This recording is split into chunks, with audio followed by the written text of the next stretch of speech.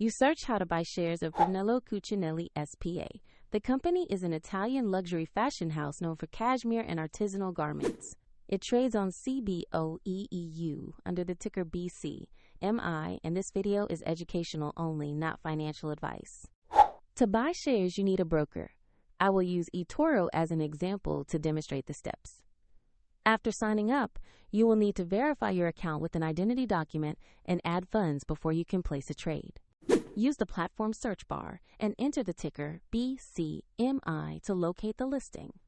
Select the result that matches Brunello Cucinelli S.p.A. to open the official stock page. On the stock page, review the company summary, market details, and the price chart for context.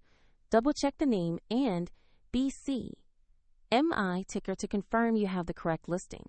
To invest, click Buy. Enter the amount you want to invest and carefully review the order before confirming. If the market is closed, your order may be scheduled as pending, and if you don't have enough funds, the platform will prompt you to add money before final confirmation.